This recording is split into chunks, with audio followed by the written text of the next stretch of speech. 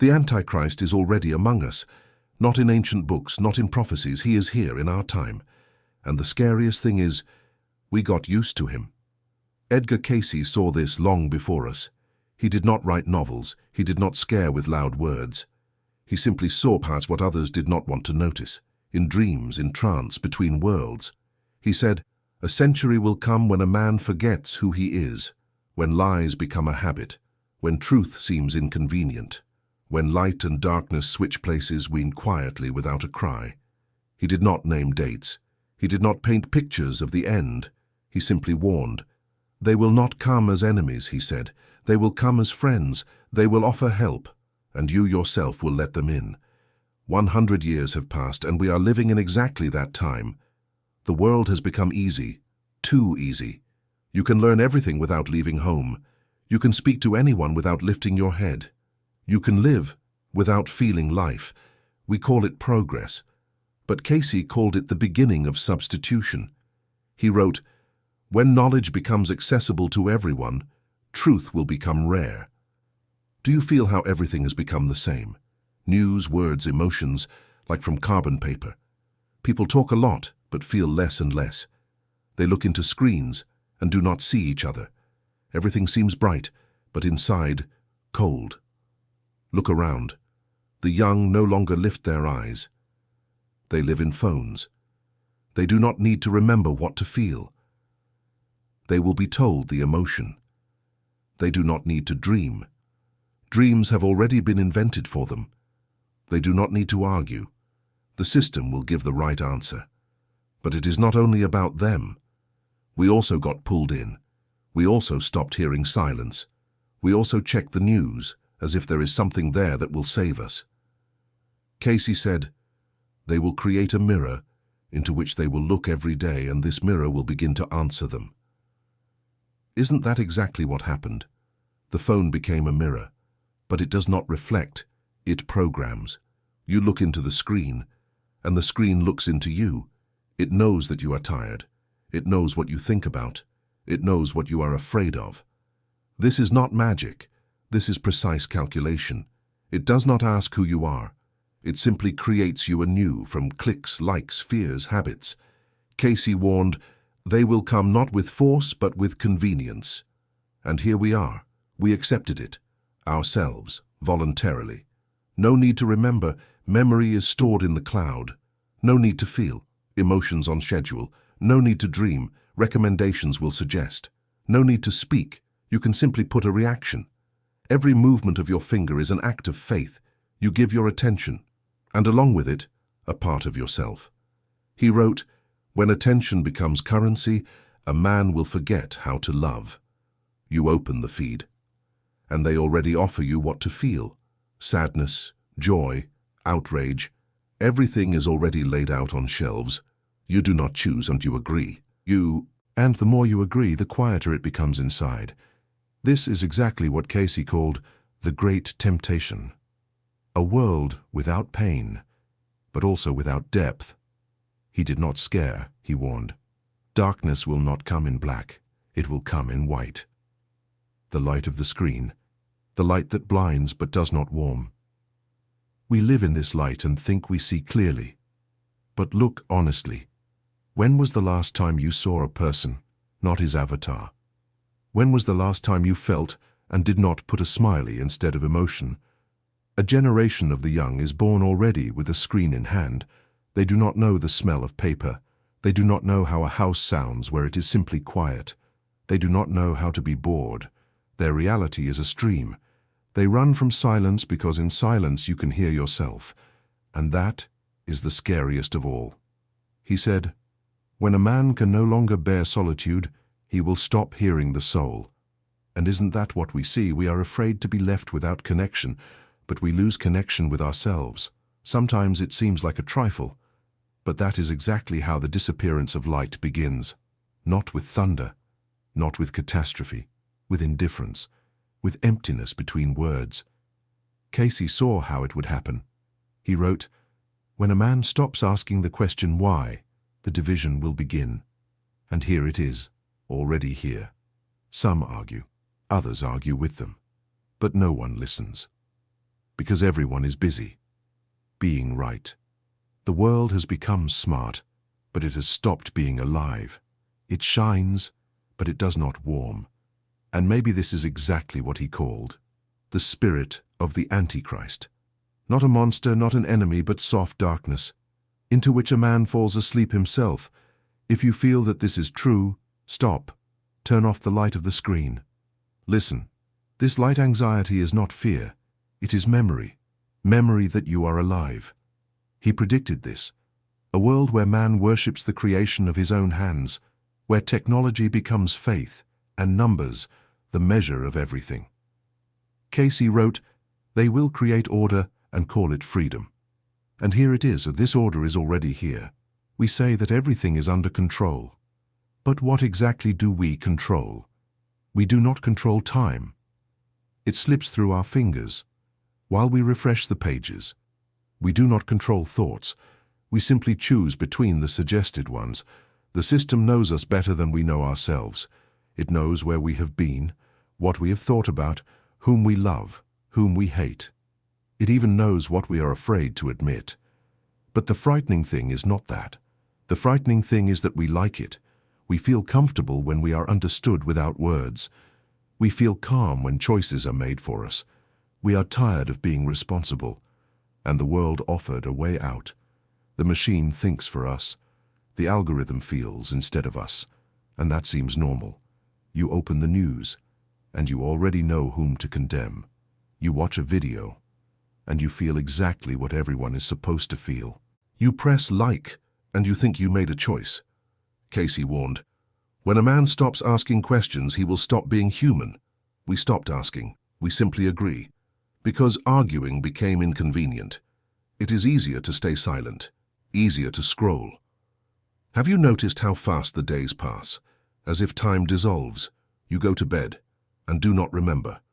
What happened in the morning? You talk and do not remember. What you talked about yesterday. Life has turned into a stream, smooth, comfortable, and therefore dangerous. Cayce wrote, when consciousness becomes continuous, the soul will begin to suffocate. We live in this state, in continuous noise. Even silence has become suspicious. If there are no sounds around, we turn on music. If there are no events, we create them. If there is no meaning, we take a ready one. The world has become a factory of emotions. Every feeling, by subscription. Every pain, with a filter. Even loneliness now has an interface. The elders see this and remain silent. They try to understand, when did everything change? When did being alive start meaning being online? They remember how they used to be silent, just sitting on the porch watching the sun set beyond the horizon. Now silence scares, because in it you cannot hide from yourself. He said, when a man can no longer endure solitude, he will stop hearing the soul. And isn't that about us? We are afraid to be alone, afraid that without connection we will disappear. But the connection we have chosen feeds on us, on our attention, on our time, on our emotions. Do you feel it? As if something pulls from the inside. Not pain, not fear, just constant quiet emptiness. Cayce called it a sleep without sleep, a state in which a man is alive, but does not awaken. He wrote, they will create a world without pain, and by that they will kill meaning. And indeed, we no longer cry. We switch the track. We do not mourn.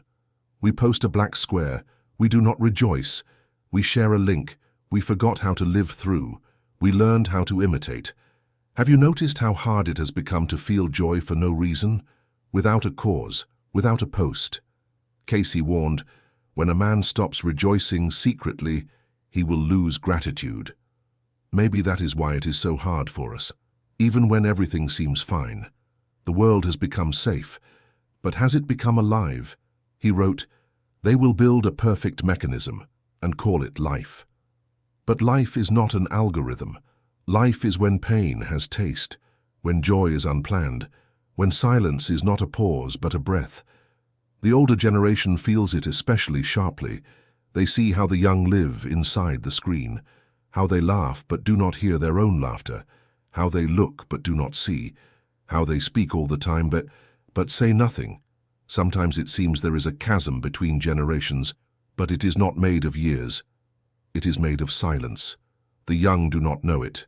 The old miss it. He said, "When silence disappears, God will disappear." Maybe that is why it has become so hard for us to pray, not because we do not believe, but because we forgot how to be quiet. Try now. Turn off everything. Just sit. Listen to how silence becomes loud. It is not emptiness. It is a return. The first sounds of the soul. Awakening does not come suddenly. It does not look like a miracle. It begins with a crack, with a small why, with a barely noticeable feeling that everything seems to be right, but deep inside something is wrong. Cayce wrote, "When a lie becomes natural, doubt will be the first sign of life." And this doubt is awakening. At first, quietly, almost shamefully. You look at the screen and suddenly do not believe what you see, not because it is a lie, but because everything is too smooth, too perfect. You feel a tiredness that no rest can cure. You search for meaning and cannot find it. You start to remember how people used to talk longer than a video lasted, how they met instead of connecting, how they waited for a letter and not for a notification. The world was slow, and maybe that is why, alive. He wrote, "When time compresses, man will forget about eternity. Now time has compressed. Days fly like frames. You do not have time to feel the moment. It has already become a memory. You catch yourself thinking that everything happens past you. News, voices, faces. You see them, but you do not live with them, as if you are watching a film in which you are no longer there, and suddenly a pause. For a second everything freezes. You turn off the sound, and in this silence something stirs. Not outside, inside. It is not fear, it is memory. You remember how breathing sounds, how the heart beats. When there is nothing around, you suddenly understand. All this time, you were not a spectator, but asleep. Cayce wrote, "Man will not lose the soul. He will simply forget where it is." Maybe now we are beginning to remember. You begin to notice details, the smell of rain, voices outside the window, the silence between words. The world becomes three-dimensional again. It is not so bright, but it has taste. He said, "When a man stops being afraid of solitude, he will begin to hear the soul." And maybe this is exactly the time.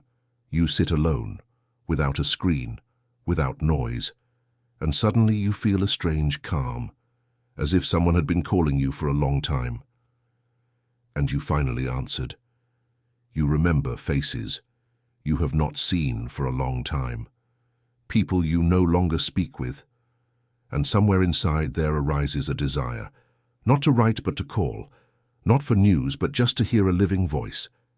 He wrote, "Darkness does not leave, it loses interest.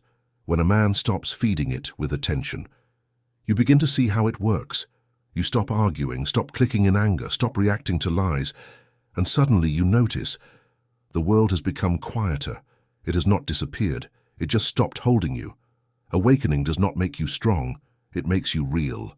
You begin to say, 'I do not know' when you do not know. It hurts when it hurts. Thank you when you are grateful. This is the return of the soul, without fanfare, without loud words. Simply, to be honest. Maybe that is why everything seems fragile. But in this fragility there is strength. Because living things are always vulnerable. You no longer want to be perfect, you want to be real. And this is the revolution that Cayce predicted. He wrote, "When at least one person chooses light consciously, healing will begin."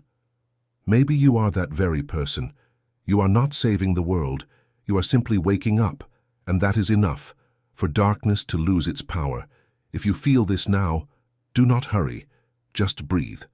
Look, listen, because exactly at this moment, everything is only beginning. He wrote that after the first spark, a chain reaction would begin. One will awaken, and next to him, another will awaken. It will not be a revolution, it will be a breath. quiet, human. He called it the return of connection, a connection between people, not digital, living. You see how it happens, not in the news, in the small things. An elderly neighbor greets a teenager, and the teenager suddenly lifts his eyes from the phone. 2 seconds of a glance, and something changes. Warmth appears. As if after many years, someone finally looked for real. The elders begin to speak to the young, not as teachers but as witnesses. They do not scold. They simply tell how people once looked each other in the eyes, how they believed without proof, how they laughed without a camera. And the young listen. Not immediately, but they listen. Because inside them there is the same feeling. Something is wrong with this world. Too much light, but little warmth. Cayce wrote, "Darkness does not leave. It simply stops being interesting." And now it is visible. Scare stories no longer scare. Cynicism has become boring. Noise loses its taste. People begin to seek not news, but meaning. Not scandals, but silence. Not reactions, but conversation. The world is slowly changing. You see how someone helps another lift a bag and no one films it. How someone listens, truly, without a phone in his hands. How strangers exchange smiles, and it seems more important than 1,000 likes. Small gestures become events. They are invisible, but it is exactly they that move the world. Cayce said, "Darkness is strong where there is no warmth. Return warmth, and it will disappear." And warmth is returning. First, in families, then in cities, then in the world. The older generation no longer argues. They simply show how to live for real, how not to fear silence, how silence can be a prayer, how simplicity returns breath. They remember how it was and see what it can be, and this gaze becomes a bridge. The young begin to tire of the noise. They begin to search for themselves, to turn off the phone at least for the night. It feels strange. It feels scary. But it feels interesting. "This is the first sign of life," he wrote. "When a man learns again to be alone, he will remember who he is. And it is happening, slowly. But it is happening. You notice how the air becomes different. It is denser, as if filled with something real. People begin to see each other, not avatars, faces, not photos, eyes. The world has not become better, but it has become more honest, and that is enough for healing to begin." Cayce wrote, "Not everyone will awaken, but those who do will be enough." You begin to understand that the point is not to defeat darkness. The point is not to choose it, not to feed it with attention, not to support it with fear. Maybe that is why everything seems so fragile. Because the world stops being iron, it becomes alive again. You feel how trust returns, not to the news, to the eyes, not to words, to silence, not to the system, to the person. And maybe in this is exactly what Cayce called the Great Awakening. It is not loud. It does not need slogans. It simply happens when one person chooses to be kind, not for approval, but for warmth. This is light, small but real. And when there are many such lights, darkness does not die, it simply disappears. Cayce always said, "Man is not a spectator of prophecies, he is their co-author." He did not wait for the end. He waited for awakening. He knew one day a person would understand that the Antichrist is not outside. He is in every choice, in every moment. When we choose what is easy instead of what is alive, what is comfortable instead of what is real. But it can be otherwise. You can turn off the noise. Look into someone's eyes. Say a kind word not for reaction, but because you feel it. You can bring warmth back to where it was missing. Light does not come, it awakens inside. And when even one person lights that inner flame, the world becomes a little warmer. Maybe this very moment is yours. If you have felt even a little, if these words resonated with you, write one word in the comments. See. Let others also see that they are not alone. And do not forget to leave a like if you feel that this light must spread. Let it go further, from heart to heart, from glance to glance, until even the deepest darkness understands that it has lost.